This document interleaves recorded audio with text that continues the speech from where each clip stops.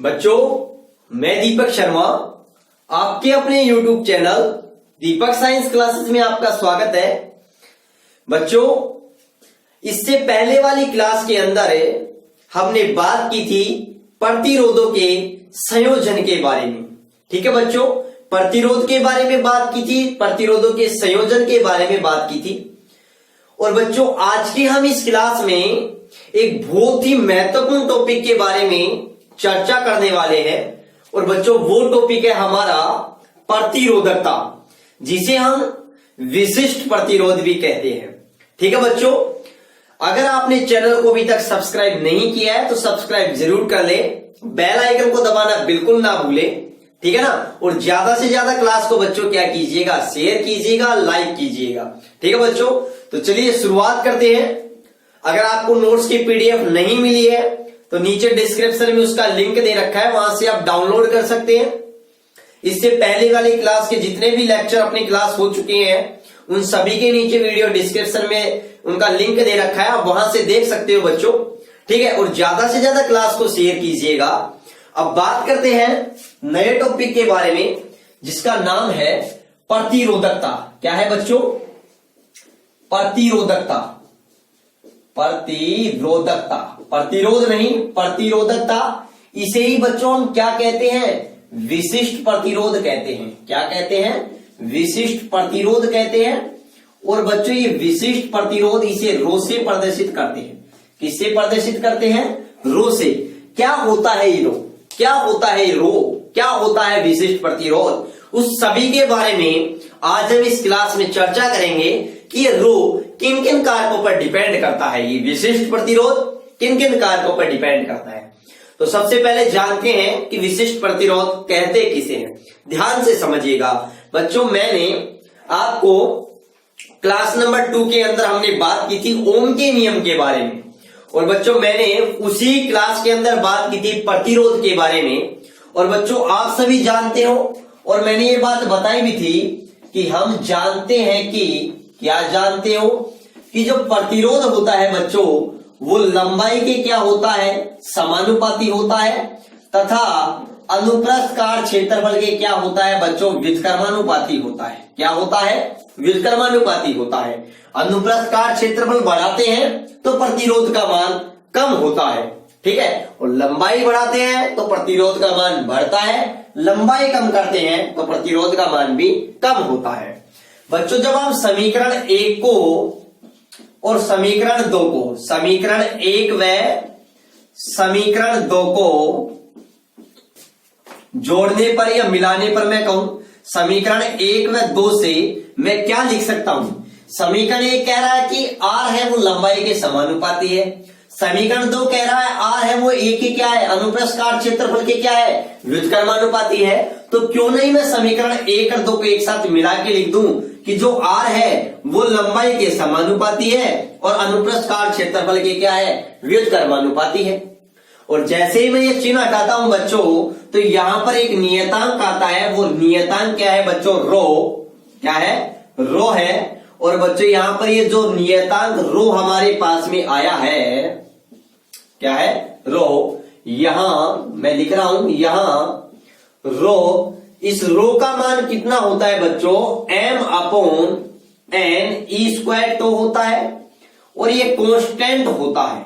क्या होता है? कांस्टेंट होता है, या मैं कहूं नियतांक होता है हमारे पास में। यहां पर एक, जहां पर रो हमारे पास क्या है? रो का मान होता है बच्चों m/n² तो हम पढ़ेंगे हमारे आगे आने वाली क्लास के अंदर कि ये मान कैसे आया बच्चों। तो यहां पर रो m/n²/t कांस्टेंट है, कांस्टेंट है। और जिसे बच्चों हम क्या कहते हैं? विशिष्ट प्रतिरोध कहते हैं या प्रतिरोधकता कहते हैं। जिसे विशिष्ट प्रतिरोध, जिसे विशिष्ट प्रतिरोध या बच्चों क्या कहते हैं? प्रतिरोधकता कहते हैं। ध्यान से समझिएगा, क्या कहते हैं? प्रतिरोधकता। तो जिस हम विशिष्ट प्रतिरोध की बात कर रहे हैं वो विशिष्ट प्रतिरोध बच्चों क्या है? ये रो ही है। क्या है? ये रो। तो बच्चों, इस रो की अगर यहां पर वैल्यू निकालते हैं, यहां से यहां से रो की हम मान निकालते हैं तो कैसे निकालेंगे, वज्र गुणा करेंगे, और वज्र गुणा करके हमारे पास में रो का जो मान आएगा वो बच्चों क्या आएगा, रो इक्वल है R into A upon L. ये हमारे पास में बच्चों क्या आएगा, रो का मान आएगा। और बच्चों हम चाहें अगर हमारे पास में कोई तार है और वो तार अगर बच्चों बेलनाकार है तो उसका अनुप्रस्थ क्षेत्रफल, ध्यान से देखिएगा, ये तार होता है, तार बेलनाकार होता है, और बच्चों इस बेलनाकार तार का ये हमारे पास में अनुप्रस्थ क्षेत्रफल ए होता है। और बच्चों ये अनुप्रस्थ क्षेत्रफल एक वर्त होता है, तो वर्त जो क्षेत्रफल होगा वो क्या होगा, पाई आर स्क्वायर होगा। तो बच्चों मैं ये भी लिख सकता हूं, यहां पर ये भी लिख सकता हूं कि r into pi R square, उस तार की त्रिज्या है ये r उस तार की त्रिज्या है, ये हमारे पास में बच्चों क्या आ गया l, उस तार की क्या है, लंबाई है। क्लियर है बात।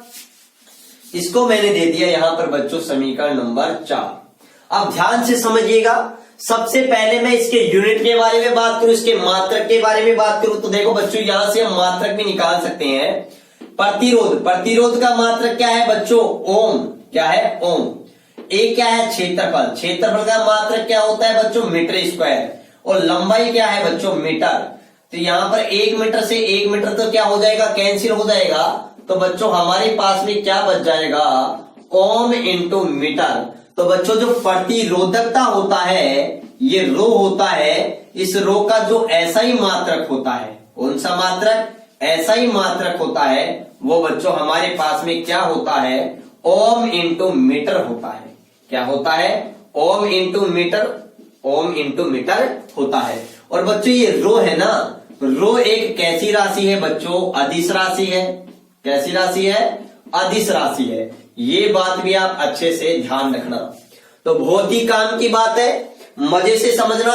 आप तो एक बात तो आप ये याद रखोगे, इस रो का मान ये होता है, यहां पर m है वो इलेक्ट्रॉन का द्रव्यमान है, n क्या है, इलेक्ट्रॉन की संख्या है, E क्या है बच्चों, इलेक्ट्रॉन पर आवेश है, और टो बच्चों यहां पर टो क्या है, विश्रांति काल है। इन सब के बारे में मैं और गहराई से बताऊंगा।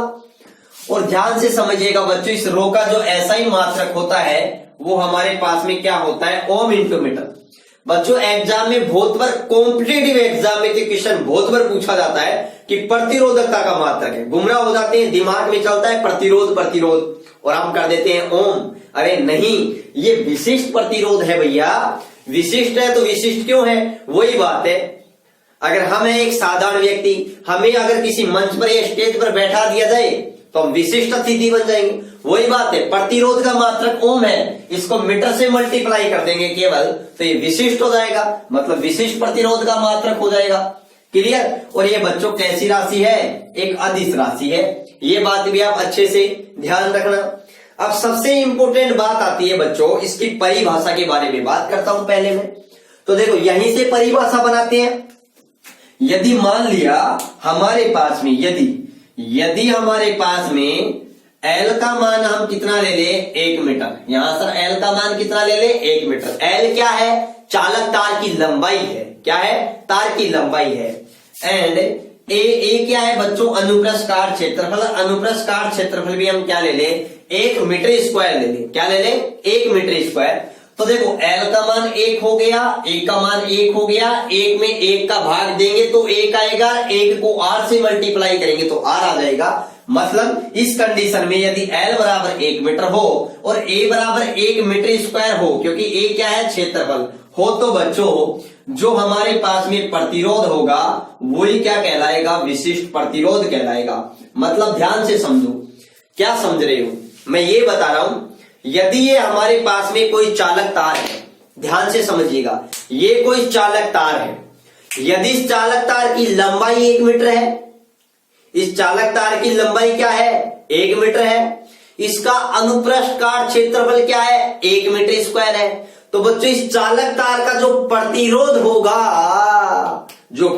होगा, कुछ ना कुछ प्रतिरोध तो होगा, वो प्रतिरोध ही क्या कहलाएगा, उस कंडीशन में उसका विशिष्ट प्रतिरोध कहलाएगा। मतलब जो प्रतिरोध का जो आंकिक मान है वही विशिष्ट प्रतिरोध का क्या होगा, आंकिक मान होगा यदि उस चालक की लंबाई 1 मीटर हो और उसका अनुप्रस्थ काट क्षेत्रफल कितना हो बच्चों, 1 मीटर स्क्वायर हो। तो समझे? तो मैं यहां पर यह बात लिख सकता हूं, अर्थात 1 मीटर लंबे व 1 मीटर स्क्वायर अनुप्रस्थ काट क्षेत्रफल वाले तार के प्रतिरोध को ही क्या कहते हैं बच्चों, विशिष्ट प्रतिरोध या प्रतिरोधकता कहते हैं। ये बात समझ में आई? मतलब ये बात क्लियर होनी चाहिए अच्छी तरीके से।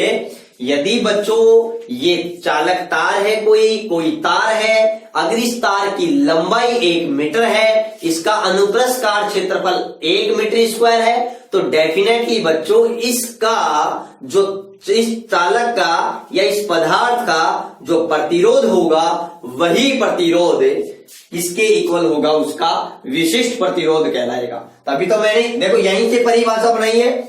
यदि किसी तार की लंबाई 1 मीटर हो और उसका अनुप्रस्थ काट क्षेत्रफल क्या हो, 1 मीटर स्क्वायर हो, तो चालक तार का प्रतिरोध होगा वही किसका मान होगा बच्चों, उसका विशिष्ट प्रतिरोध कहलाएगा। ऐसी कंडीशन के अंदर क्लियर बच्चों? यहां तक क्लियर होना चाहिए अच्छी तरीके से। चलो आप इसका स्क्रीनशॉट लीजिएगा बच्चों, इसका स्क्रीनशॉट लीजिएगा।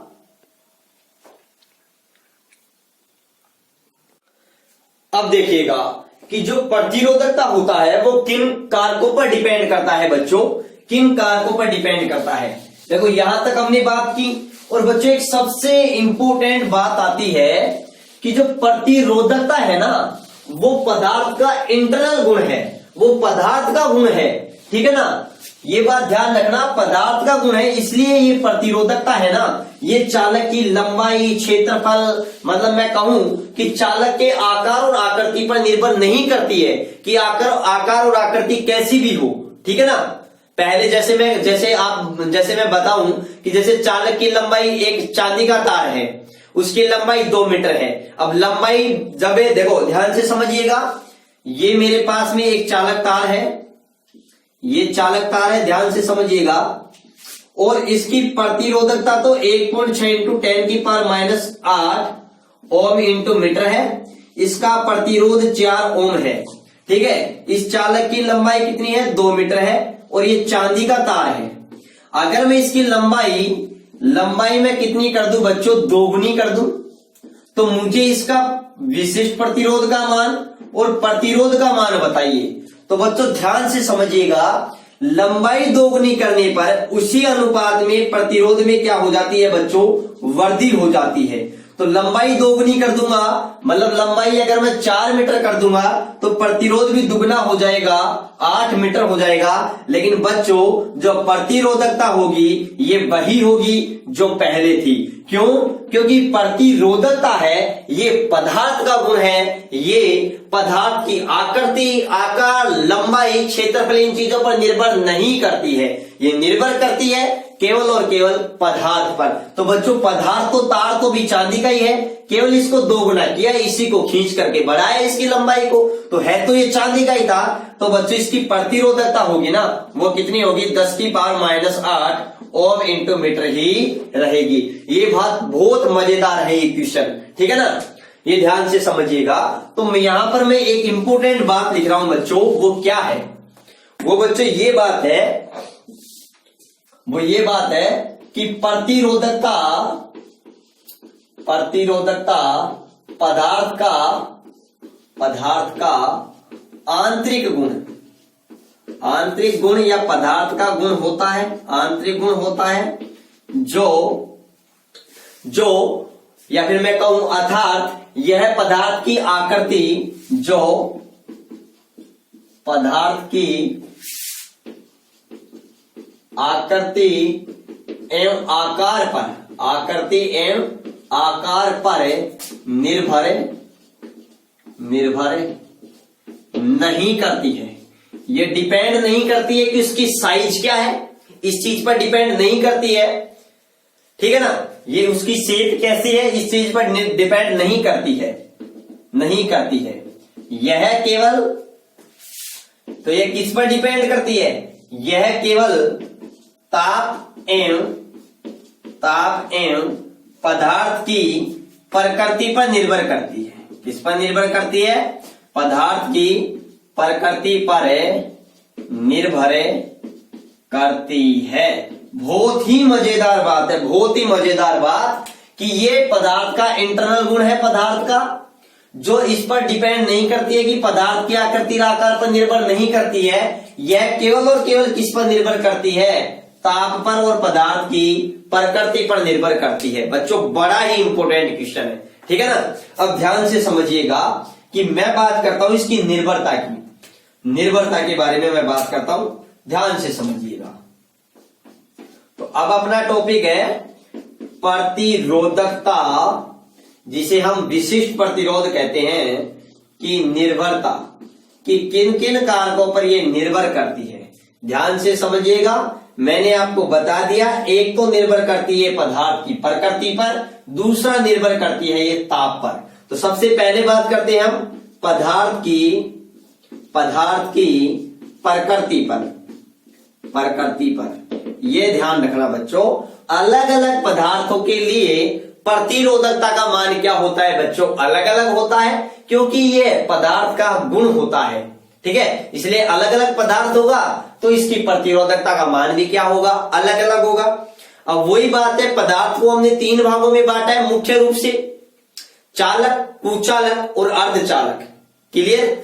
तो बच्चों ध्यान से समझिएगा कि जो हमारे पास में कुचालक होते हैं, उन कुचालकों की प्रतिरोधकता का मान सबसे ज्यादा होता है, ठीक है बच्चों। कुचालकों की प्रतिरोधकता का मान सबसे ज्यादा होता है। उससे कम किसका होता है बच्चों, उससे कम होता है हमारे पास में मिश्र धातुओं का। किसका होता है, मिश्र धातुओं का। उससे कम किसका होता है बच्चों, हमारे पास में उससे कम होता है अर्धचालकों की प्रतिरोधकता का मान। और सबसे कम प्रतिरोधकता किसकी होती है बच्चों, चालकों की होती है। किसकी होती है, चालकों की। तो ये क्रम हमें अच्छी तरीके से ध्यान रखना है। बस इसी क्रम में सभी कुचालक वगैरह सब कुछ आ गए, अर्धचालक सब कुछ आ गए, अर्धचालक सिलिकॉन, जर्मेनियम, धातुएं वगैरह। तो ये बात भी याद रखना, मिश्र धातुओं की प्रतिरोधकता चालकों से ज्यादा होती है, मतलब धातुओं से ज्यादा होती है। धातुएं चालक होती हैं, ये बात याद रखना। मिश्र धातु जैसे कांस्टेंटाइन, मैग्नीशियम, इनकी जो प्रतिरोधकता का मान है धातुओं से बहुत ज्यादा होता है। आगे बात करूंगा, इसलिए इनका प्रयोग किया जाता है, इसमें आगे बताने वाला हूं, ठीक है।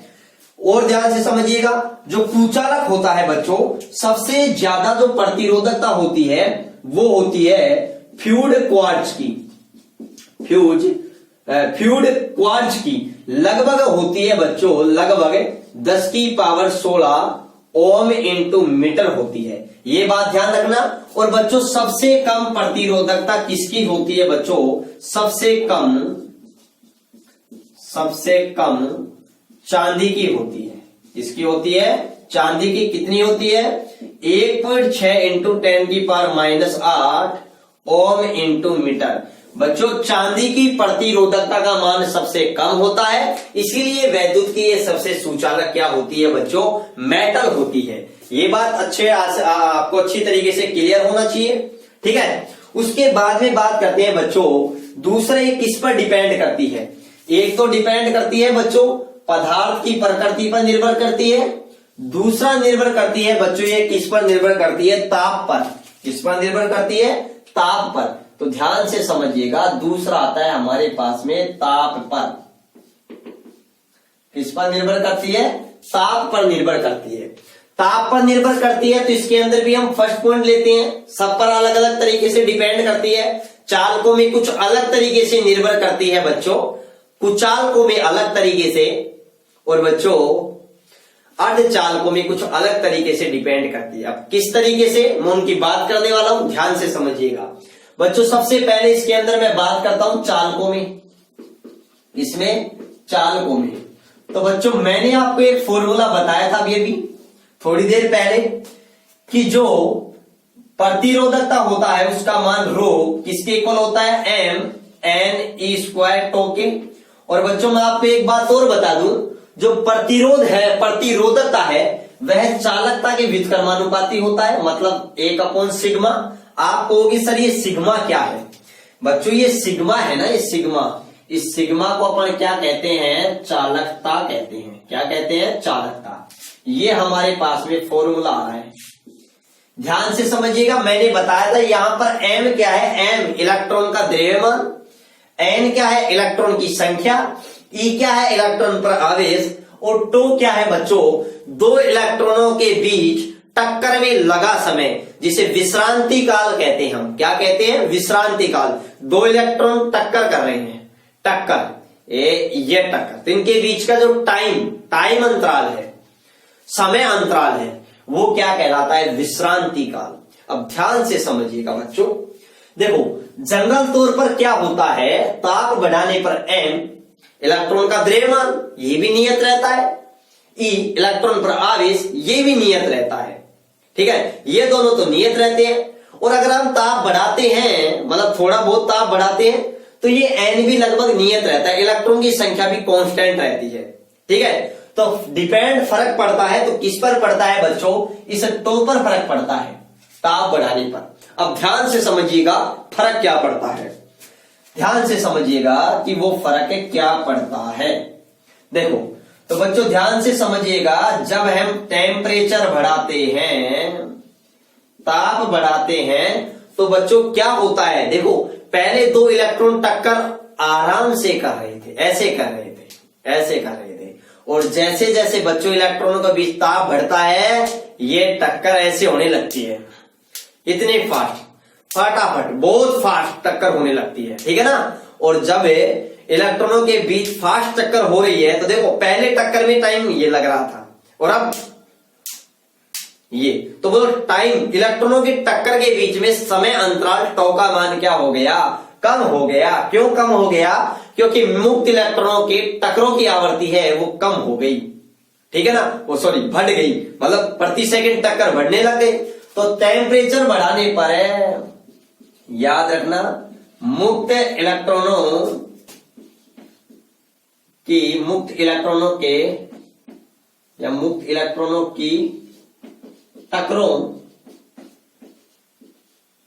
टक्करों की आवर्ती, ये जो आवर्ती है ना बच्चों, वो क्या हो गई, बढ़ गई। और जब ये आवर्ती अगर बढ़ गई बच्चों, इसका मतलब क्या हो गया, टो का मान कम हो गया, टो का मान क्या हो गया, कम। तो मतलब यहां से मेन पॉइंट निकल करके आता है कि जब हम ताप बढ़ाते हैं तो इस टो का मान क्या हो जाता है, कम, क्योंकि प्रति सेकंड होने वाली जो टक्कर है उन टक्करों की संख्या कम हो जाती है, सॉरी बढ़ जाती है। बढ़ने से यहां पर उनके बीच में लगने वाला जो समय है वो कम हो जाता है, और जब टो कम हो जाता है तो बच्चों आपको अच्छे से पता है इस रो का मान क्या हो जाएगा, बढ़ जाएगा, और रो का मान बढ़ेगा तो इस सिग्मा चालकता का मान क्या हो जाएगा, कम हो जाएगा। क्लियर। तो चालकों में ताप बढ़ाने पर चालकता घटती है क्योंकि प्रतिरोधकता बढ़ती है। क्लियर। अब वही खेल चालक के अंदर, वही खेल चालकों में प्रतिरोध का है। तो मैंने बताया था प्रतिरोध के अंदर कि चालकों का ताप बढ़ाने पर प्रतिरोध बढ़ता है, तो बात यहीं पर आ गई, ठीक है ना। क्यों बढ़ता है, क्योंकि टेम्परेचर बढ़ाने पर मुक्त इलेक्ट्रॉन की टक्करों की आवर्ती, मुक्त इलेक्ट्रॉन की टक्करों की संख्या फटाफट टक्कर करने लगती है, मतलब टक्करों की आवर्ती बढ़ जाती है। बढ़ने से समय अंतराल कम हो जाता है, विश्रांति काल कम हो गया तो रो बढ़ गया, रो बढ़ गया तो चालकता घट गई। यहां पर ये बात क्लियर होनी चाहिए आपकी। और देखो मैं क्लियर करूं बच्चों, ये जो टो होता है ना, वो ये टो क्या होता है ये भी समझो। ये टो होता है बच्चों, ये टो होता है लैम्डा अपॉन VRMS। ये है वर्ग माध्य मूल वेग, वर्ग माध्य मूल वेग। ये है वर्ग माध्य पथ, वो सॉरी माध्य मुक्त पथ। वही बात आ गई, जब टेम्परेचर बढ़ाएंगे तो ये वर्ग माध्य मुक्त पथ है, ये बच्चों क्या हो जाएगा, कम हो जाएगा। क्यों, क्योंकि वेग क्या हो जाएगा, बढ़ जाएगा, ये बढ़ेगा तो ये घट जाएगा, ये बढ़ेगा क्योंकि टेम्परेचर बढ़ाने पर ये बढ़ता है, और ये बढ़ेगा तो ये कम हो जाएगा, और ये कम हो जाएगा तो ये वर्ग माध्य मूल पथ भी क्या हो जाएगा, कम हो जाएगा, VRMS बढ़ाने पर ये कम हो जाएगा। क्लियर ये बात? तो ये बात क्लियर होनी चाहिए। तो यहां पर हमें एक बात निकल करके आती है बच्चों, वो बात क्या निकल करके आती है, एक बात और निकल करके आती है कि चालकों का, किसका बच्चों, चालकों का, याद रखना, चालकों का प्रतिरोधकता ताप गुणांक, प्रतिरोधकता ताप गुणांक, जिसे हम एल्फा से प्रदर्शित करते हैं बच्चों, ये कैसा होता है, ये हमारे पास में कैसा होता है बच्चों, नेगेटिव होता है। कैसा होता है, नेगेटिव। आप कहोगे सर ये नेगेटिव क्यों होता है, तो बच्चों क्यों होता है, क्योंकि चालकों में टेम्परेचर बढ़ाने पर प्रतिरोधकता का मान क्या होता है, कम होता है।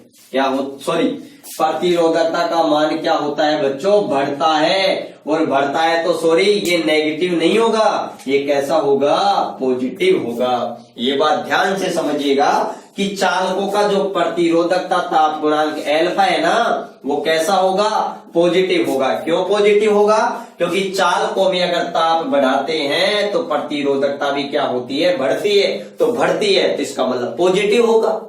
और बच्चों यहां पर एक और बात बताऊं, जो प्रतिरोधकता ताप गुणांक है, इसका जो एसआई मात्रक होता है, एसआई मात्रक वो क्या होता है बच्चों, डिग्री सेंटीग्रेड। क्या होता है, डिग्री सेंटीग्रेड इनवर्स होता है, डिग्री, या मैं कहूं प्रति डिग्री सेंटीग्रेड होता है। क्या होता है, प्रति डिग्री सेंटीग्रेड, या आप इसको ऐसे लिख सकते हो, डिग्री सेंटीग्रेड इनवर्स। क्लियर? ये बात भी आपको अच्छे से क्लियर होनी चाहिए। और बच्चों चालकों के लिए, जब चालकों के लिए हमें प्रतिरोधकता और टेम्परेचर के बीच में हमें ग्राफ खींचते हैं, तो हमें ये ग्राफ, जैसे जैसे टेम्परेचर बढ़ाते हैं वैसे वैसे चालकों में क्या बढ़ती है, प्रतिरोधकता, तो ये ग्राफ हमें इस प्रकार से प्राप्त होती है। तो ये बात भी आपको अच्छे से क्या होनी चाहिए, कवर होनी चाहिए। तो चलो पहले आप इसका स्क्रीनशॉट लीजिएगा, इसका स्क्रीनशॉट लीजिएगा, अच्छे से एक एक बात क्लियर कीजिएगा, ठीक है ना, एक एक बात क्लियर कीजिएगा अच्छे से। तो याद रखिए, चालकों में जो ताप बढ़ाते हैं, चालकों में ताप बढ़ाते हैं तो इलेक्ट्रॉनों के बीच प्रति सेकंड टकरों की संख्या या आवृत्ति उनके बीच बढ़ जाती है, जिसके कारण मध्य जो विश्रांति काल है टो, उसका मान कम हो जाता है। टो कम हो जाएगा तो प्रतिरोधकता बढ़ जाएगी, प्रतिरोधकता बढ़ती है तो चालकता घटती है। अब बताओ, चालकों में ताप बढ़ाने पर प्रतिरोधकता क्या हो रही है, बढ़ रही है, इसलिए इसका प्रतिरोधकता ताप गुणांक है वो कैसा होगा, पॉजिटिव होगा। क्यों होगा, क्योंकि ताप बढ़ाने पर चालकों में प्रतिरोधकता क्या होती है, बढ़ती है। और ताप गुणांक का जो मात्रक होता है वो क्या होता है बच्चों, प्रति डिग्री सेंटीग्रेड होता है। ये बात आपको अच्छे से क्लियर होनी चाहिए। चलो आप जल्दी से इसका स्क्रीनशॉट लीजिएगा। तो देखिएगा, स्क्रीनशॉट ले लिया। उसके बाद में मैं बात करता हूं, ये चालकों के बारे में बात हो गई। उसके बाद में बच्चों हम बात करते हैं कुचालकों के बारे में। किसके बारे में बात करते हैं, कुचालक के बारे में बात करते हैं। ठीक है, कि कुचालक के अंदर अगर हम टेम्परेचर बढ़ाते हैं तो प्रतिरोधकता पर क्या प्रभाव पड़ता है, ध्यान से समझिएगा, बड़े ध्यान से समझिएगा, एक एक बात को अच्छे से समझिएगा। क्लियर? अब देखो दूसरा बिंदु आता है हमारा किस पर, कुचालकों में। कुचालकों में देखो बच्चों क्या होता है, जो कुचालक होते हैं उनमें प्रतिरोधकता और जो ताप पर जो रिलेशन होता है वो क्या होता है, ध्यान से समझिएगा कि रो नोट ई की पावर ईजी अपॉन केबीटी। ध्यान से समझिएगा, क्या तो ये केबीटी है और क्या ये ईजी है, ये बातें आप ध्यान से समझिएगा। ये बातें देखिएगा, ये हमारे पास में ये विशिष्ट प्रतिरोध है, ये किसी ताप T डिग्री सेंटीग्रेड पर विशिष्ट प्रतिरोध है, ये बच्चों Eg, यहां पर जो Eg है वो क्या है, वर्जित ऊर्जा अंतराल है। क्या है, वर्जित ऊर्जा अंतराल है, वर्जित ऊर्जा अंतराल है।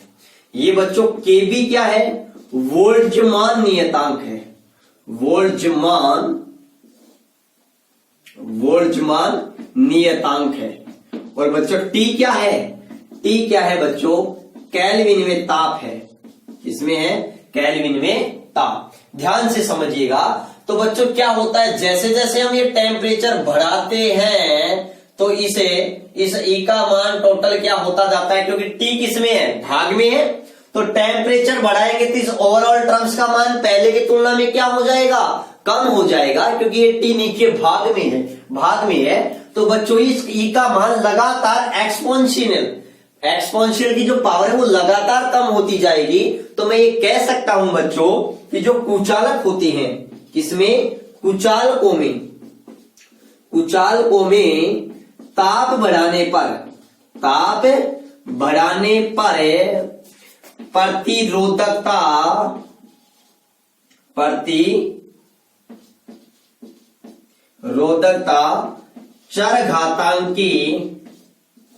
चरघातांकी रूप से क्या होती है बच्चों, कम होती है। चरघातांकी रूप से क्या होती है, कम होती है।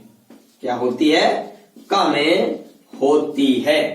तो यहां पर मैं शॉर्टकट में लिख सकता हूं, टेम्परेचर बढ़ाऊंगा तो प्रतिरोधकता कम होगी। क्लियर। और अगर टेम्परेचर क्या करेंगे बच्चों, कम करेंगे तो प्रतिरोधकता क्या होगी, बढ़ेगी। और बच्चों बहुत मजेदार बात है, जब टेम्परेचर क्या हो जाएगा, 0 केल्विन ताप, या मैं कहूं परम शून्य ताप, जिसे हम क्या कहते हैं, 0 केल्विन। परम शून्य ताप किसके इक्वल होता है, -273 डिग्री सेंटीग्रेड के। तो बच्चों याद रखना, परम शून्य ताप होता है उस पर जो कुचालक होते हैं, इनकी जो विशिष्ट प्रतिरोधकता होती है वो बहुत अधिक होती है। इतनी अधिक होती है कि चालकता का मान ही कितना हो जाता है, 0 हो जाता है। ये बात आपको बहुत अच्छे से समझना है, ठीक है ना। और याद रखना, परम शून्य ताप किसे कहते हैं, 0 केल्विन को कहते हैं। देखो मैं एक एक चीज को बेहद अच्छी तरीके से क्लियर कर रहा हूं, क्योंकि ये बहुत डाउटफुल टॉपिक रहता है कि ताप बढ़ाने पर प्रतिरोधकता कैसे बढ़ती है, ठीक है ना, किसमें, चालकों में। तब मैंने सोचा आज क्लियर ही कर देते हैं, चालकों में भी, कुचालकों में भी, अर्धचालकों में भी। अब बारी आती है बच्चों किसकी, अर्धचालकों में। ध्यान से देखिएगा, अर्धचालकों में। तो बच्चों अर्धचालकों में क्या होता है, ध्यान से समझिएगा। अर्धचालक, मैंने आपको बताया था कि अर्धचालक होते हैं वो परम शून्य ताप पर क्या होते हैं, वैद्युत के कुचालक होते हैं। क्योंकि बच्चों अर्धचालक होते हैं वो कौन से ताप पर, परम शून्य ताप पर क्या होते हैं, पूर्णतः कुचालक। और पूर्णतः कुचालक होने का मतलब क्या है बच्चों, कि क्योंकि उनमें आवेश वाहक है। क्यों होते हैं, क्योंकि पूर्णतः कुचालक इसलिए होते हैं क्योंकि जो अर्धचालक होते हैं उसमें जो आवेश वाहक होते हैं वो मजबूत सहसंयोजक बंध द्वारा क्या होते हैं, बंधे होते हैं। लेकिन बच्चों जैसे जैसे हम गर्म करते हैं, मैंने इससे पहले वाली क्लास, मतलब जो हमारी सेकंड क्लास थी उसके अंदर भी मैंने बात की थी कि जैसे जैसे ताप टेम्परेचर बढ़ाते हैं, अर्धचालकों में जो इलेक्ट्रॉन और होल होते हैं वो मुक्त हो जाते हैं, स्वतंत्र रूप से गति करते हैं, तो आसानी से विद्युत धारा का क्या होता है, प्रवाह होता है। तो ध्यान रखिएगा, अर्धचालक होते हैं। अर्धचालकों में अगर मैं टेम्परेचर बढ़ाता हूं, क्या बढ़ाता हूं, टेम्परेचर, तो टेम्परेचर बढ़ाता हूं तो बच्चों याद रखना, धारावाहक जो जिसके कारण धारा प्रवाहित होती है वो धारावाहिक इलेक्ट्रॉनों व होलों की संख्या क्या होती है बच्चों, बढ़ती है।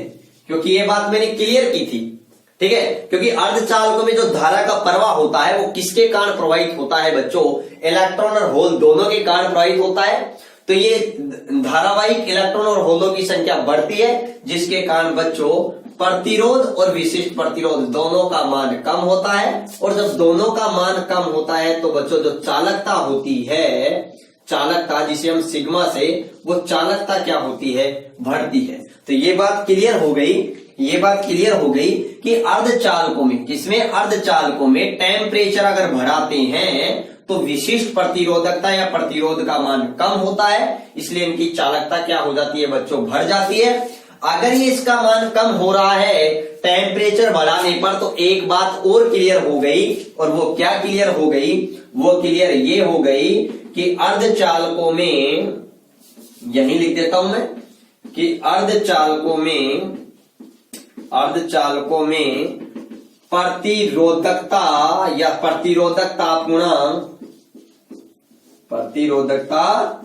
ताप गुणांक जिसे हम एल्फा से प्रदर्शित करते हैं, उसका मान कैसा होता है बच्चों, ध्यान से समझिएगा, कैसा होता है, नेगेटिव होता है। नेगेटिव क्यों होता है, ये बात मैंने क्लियर की थी, क्योंकि टेम्परेचर बढ़ाने पर प्रतिरोधकता का मान कम हो रहा है। याद रखना, अर्धचालक कौन से होते हैं, सिलिकॉन और जर्मेनियम। तो क्वेश्चन पूछेगा कि निम्न में से प्रतिरोध ताप गुणांक एल्फा किसके लिए ऋणात्मक होता है, तो अर्धचालकों के लिए, क्योंकि इनमें ताप बढ़ाते हैं तो प्रतिरोधकता कम होती है। अर्धचालक कौन कौन से, सिलिकॉन और जर्मेनियम।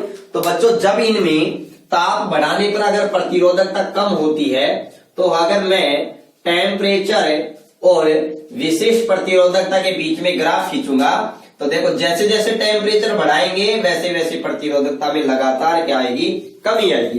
तो इस प्रकार का वक्र क्या होगा, हमें प्राप्त होगा। तो ये बात हमें अच्छे से क्लियर होनी चाहिए। चलो आप इसका स्क्रीनशॉट लीजिएगा, ठीक है, आप इसका स्क्रीनशॉट लीजिएगा। तो आप सभी ने स्क्रीनशॉट ले लिया होगा। चलो इसके बाद में बच्चों हम बात करते हैं, हमारे पास में एक दो छोटे छोटे टॉपिक और भी है, इसी के अंदर से मिलते रहते हैं, ठीक है, उनके बारे में भी हम चर्चा करते हैं। ध्यान से समझिएगा, ध्यान से समझिएगा कि वो क्या है। उनमें से बच्चों एक तो है हमारे पास में चालकत्व, एक है हमारे पास में चालकता, जिसे विशिष्ट चालकत्व भी हम कहते हैं। ध्यान से समझिएगा, ध्यान से समझिएगा। एक तो हमारे पास में है चालकत्व, चालकत्व, इसको हमें जी से प्रदर्शित करते हैं यहां फिजिक्स में। दूसरी बात आती है हमारे पास में चालकता, यहीं लिख लेता हूं चालकता। इस चालकता को हमें विशिष्ट चालकता भी बोलते हैं, विशिष्ट चालकत्व भी बोलते हैं। इसको बच्चों हमें प्रदर्शित करते हैं सिग्मा से। मैंने बात की थी ना चालकता की। अब देखो ध्यान से समझिएगा, जो प्रतिरोध है, प्रतिरोध का व्युत्क्रम मान क्या कहलाता है, चालकत्व कहलाता है। क्या कहलाता है, चालकत्व कहलाता है। और विशिष्ट प्रतिरोधकता का व्युत्क्रम मान क्या कहलाता है, चालकता या विशिष्ट चालकता कहलाता है। बस इतनी सी बातें याद रखनी है। प्रतिरोध का व्युत्क्रम मान चालकत्व, विशिष्ट प्रतिरोध का व्युत्क्रम मान चालकता या विशिष्ट चालकत्व। क्लियर, यहां से मात्रक भी क्लियर कर देंगे एक। और बच्चों प्रतिरोध का मात्रक क्या होता है, ओम।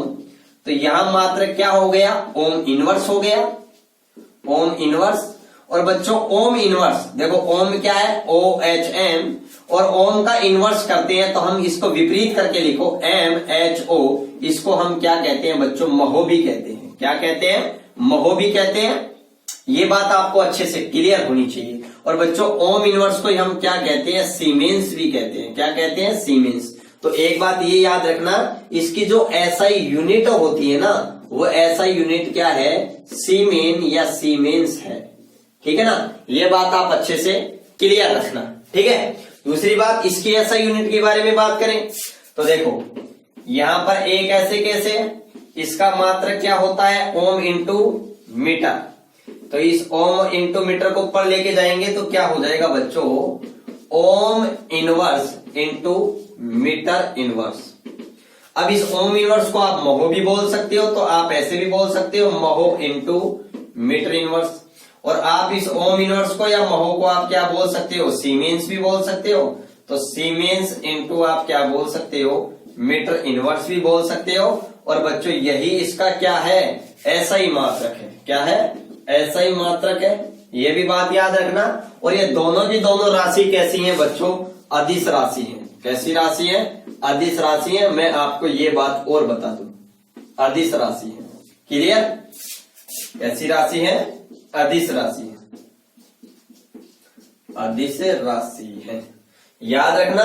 अब देखो यहां पर ये मान आया था मां, तो मैं इसको ऐसे भी लिख सकता हूं कि सिग्मा बराबर 1/रो, और रो का मान हमारे पास में आया था m, n² अपॉन टो, तो m तो आ जाएगा नीचे, और ऊपर मैं क्या लिख सकता हूं, n² टो। इसको मैं ऐसे भी लिख सकता हूं। ये बातें भी क्लियर होनी चाहिए, क्योंकि आगे हम पढ़ेंगे, इनको सबको पढ़ेंगे, ठीक है ना। ये आएंगी, थोड़ी थोड़ी बात इनकी आएंगी, फॉर्मूले आएंगे, तो वहां हमें बिल्कुल कोई प्रॉब्लम नहीं होगी, चाहे कैसे भी हटाया हो हमारा सिलेबस। ठीक है बच्चों, तो आज की क्लास को हम यहीं रखते हैं, मिलते हैं अगली क्लास में। तब तक के लिए आप सभी को धन्यवाद। Thank you, bye bye.